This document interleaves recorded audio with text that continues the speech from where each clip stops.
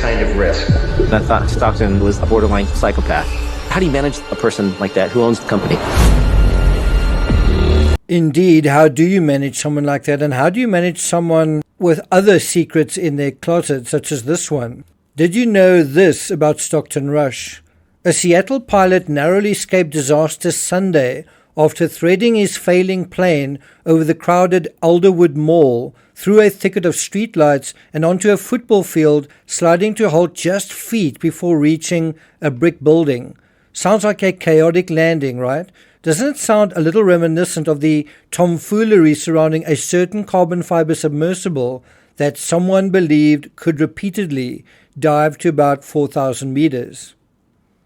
I got nightmares in my head, I fear thoughts build up until I can't feel. My mind fills up into a creature, and it haunts me somewhere much deeper.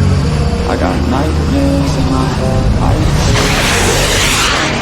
fear. Hello and welcome to True Crime Rocket Science. Now I'm going to share with you this really fascinating article, and a big thanks to Carl Stanley for passing it on to me. The article goes on to note the unidentified 38-year-old man, listen carefully, walked away unhurt from the red and white single-engine Cessna, which was equipped with pontoons for water landings. No bystanders were injured, though several joggers were circling the track around the field as the plane quietly swooped down at about 1 p.m., according to one eyewitness. So the joggers that were circling this track where the field landed, that could have actually led to an injury. The plane had suffered an engine failure because of a fuel problem, DEPA said. Federal Aviation Administration investigators were called to the scene. Now, the issue apparently was an elementary one. The pilot said he had, now at this point they're still not identifying him, the pilot said he had simply run out of fuel. That's according to Lieutenant Glenn Webster of the Linwood Fire Department, and he responded to the scene. The pilot, Webster said, he's still not been identified, claimed that as one fuel tank ran low, he switched to another one in midair. So it does seem as though he was flying to a certain destination, that he had finished or he'd used up the fuel in one tank because he'd pretty much reached his destination or come quite close to it. And then as he changed fuel tanks, he ran out of fuel, because he said the tank that he switched to didn't have enough fuel. Rock and roll.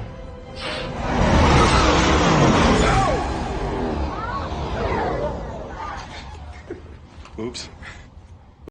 Police spokeswoman Trudy Darner declined to release the pilot's name, so the media obviously contacted the police to find out who is this guy, right? But they wouldn't say, which is interesting in itself. But look at what we do know. This happened in Seattle. Where was Stockton Rush based? Where was his company based? The pilot, we also know, was 38 years old, while Stockton Rush was born on March 31st, 1962.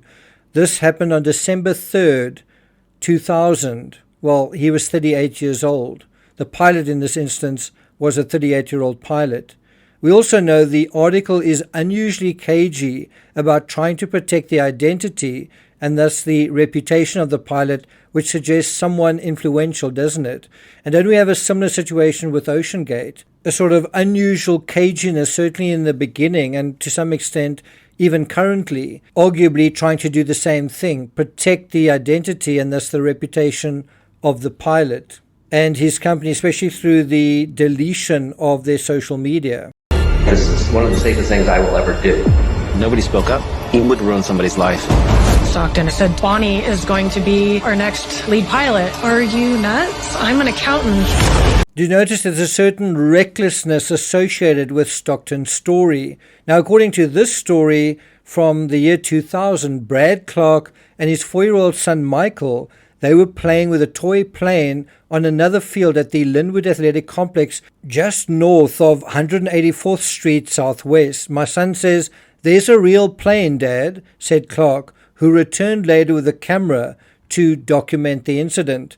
Now, I have searched online for these photos from Brad Clark. It is 25 years ago, and I can't seem to find them. If anyone knows Brad Clark, Brad, if you're watching, please do send those photos in to us.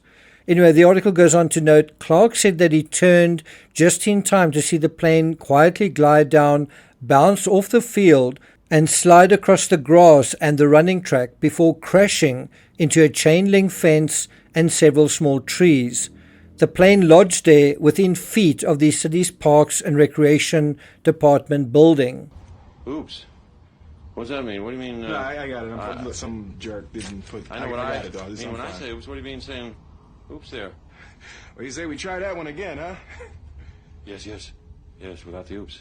So you see, it wasn't simply a diverted landing. The Cessna actually crashed, and the pilot survived and came out unscathed.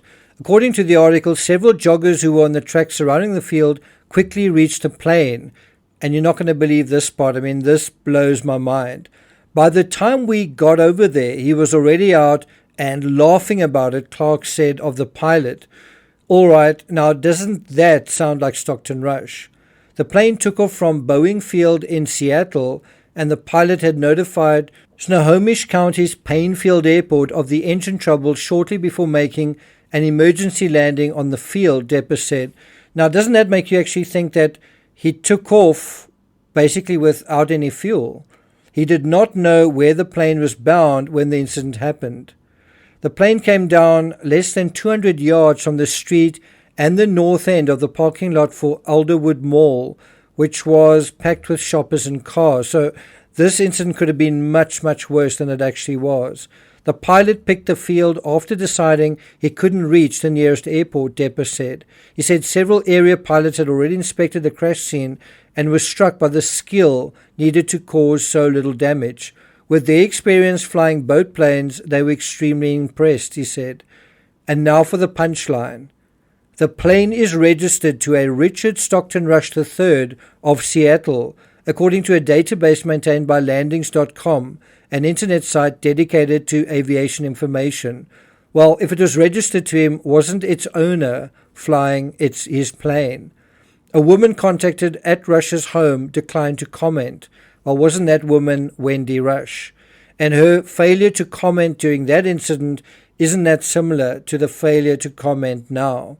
If this was Stockton Rush, the incident reveals to what extent a serious incident could be kept secret, as well as a reckless side to Stockton, where he placed himself and the community in danger because of a simple mistake.